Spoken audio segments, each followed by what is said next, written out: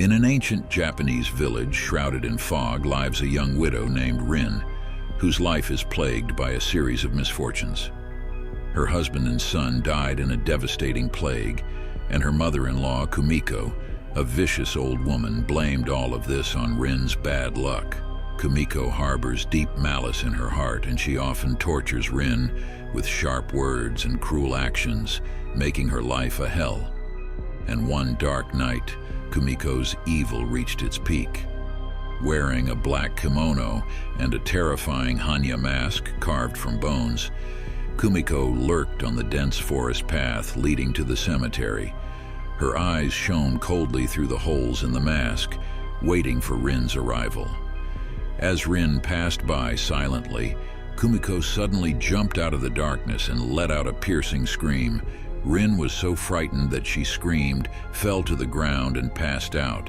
Kumiko looked at Rin, who fell on the ground, with a cruel smile on her lips. But as she prepared to take off her mask and return to her cabin, it clung to her face as if cursed. Kumiko struggled in horror, but the mask seemed to have taken root. Not only did it not move, it started to burn. Her screams turned into howls of agony, and her face began to melt as if demons were painting flames on her flesh. In this unbearable pain, Kumiko's psychology completely collapsed. She became a true monster, and the mask became a permanent part of her.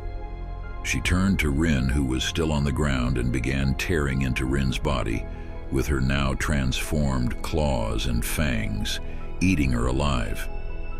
Since that night, Prajna became a demon around the village. This horrific creature, wearing an ever-burning mask, feeds on the flesh of innocents.